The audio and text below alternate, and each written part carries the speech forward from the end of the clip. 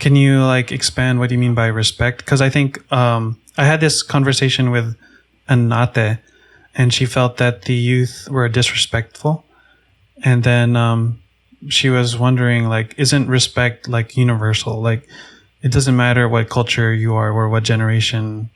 Respect should be a value that's held. It doesn't matter what generation you are, and so she felt that the second gen doesn't. They don't show that respect. So could you define what you mean by respect? Yeah, so I think like language, right, in Filipino language, also like that respect is kind of built in the way you respond, right? You have words like to respond to someone, you say opo, or like sort of like a yes, but recognizing that person has more authority than you, or like is ranked higher than you, or because they're older. So you say stuff like that. But in American language, you don't really have that. You just like say yes. So I think you see this kind of the respect that Filipinos are talking about, even in the way language is used, right? It's sort of built in the language. Like in Filipino language, for example, opo is like, it means yes in English, but it's deeper than just yes. It's more of like a yes with a recognition that the person you're talking to deserves more respect because either they're most likely because they're older, right? Right. So, you don't really say opo to somebody who's younger than you. But in American language, there's no word for that. You can't really translate that. Yes, sir. Yeah. I guess you can say like yes, sir, but it still doesn't carry that kind of weight.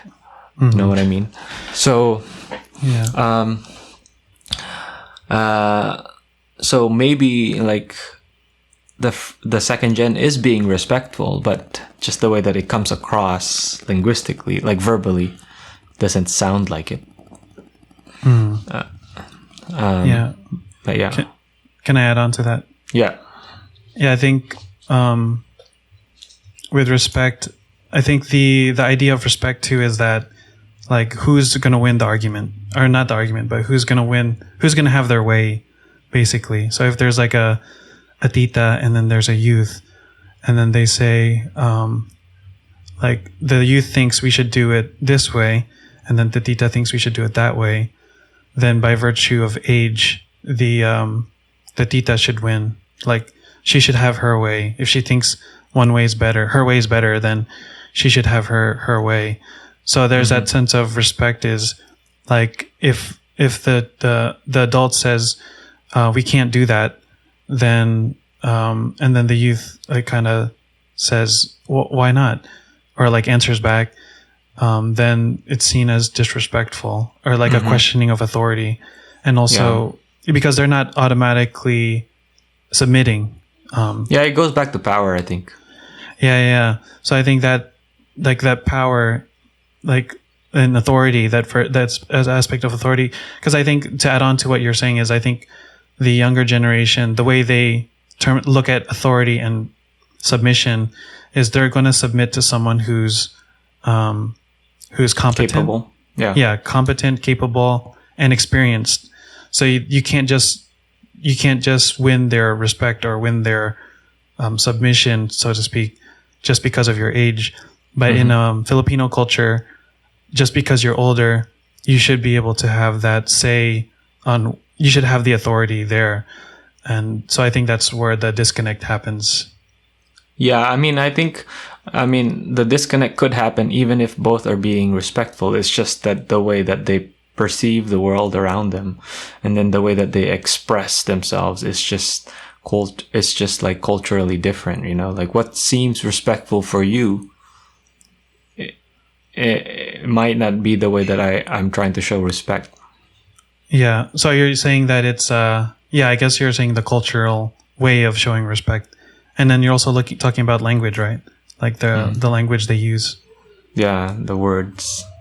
Yeah, I actually had funny you mentioned that. There was an instance that happened in my church with the AV team, and I think I was trying to bridge the gap between the two generations. And the first generation, they said they used a term like, this person is going to oversee you.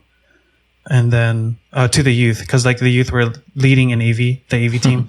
Then the adult was saying, I want this person will oversee you, so you should report to him. So like that those phrases, oversee and report. And then the way that the adult meant it was, this person is supposed to be your support, or like supposed to help you if you need help. But then the way that the youth interpreted it was, it sounded like the adult doesn't see them as trustworthy of that task. Like, oh, so why do I need an overseer? Why do I need to report to this guy? Because it seems like you're like micromanaging me, or saying that I'm not competent. So like just those phrases, like overseeing and reporting, can cause like some tension or unnecessary hurt or unnecessary miscommunication. Yeah, I think that's the problem, is the miscommunication that happens because of the cultural and language gap. Yeah. Right. Yeah, definitely. And I think just to add on to this idea, like for me, and I was leading the youth ministry around like by myself at 25, and I was doing it for some time, and then I hear that I'm having overseers who I'm gonna have supervisors basically. And I think I was kind of offended when that first happened, because I was like, wait, I'm like 27, and why do I need an overseer? Or like, I'm 26, why do I need an adult to oversee what I'm doing? Yeah. It seems like you're questioning my competence. Like you don't trust me that I'm doing a good job.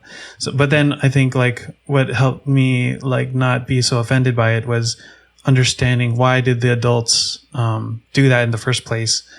And I've seen in the past they do care about the second gen, so they don't want us to feel like we're neglected. So what I think the way that I reconciled it in my mind was, I think the first generation was just trying to show me that they cared about the youth ministry. So they put those adults over me because they wanted to show that they didn't want to let me go like rogue.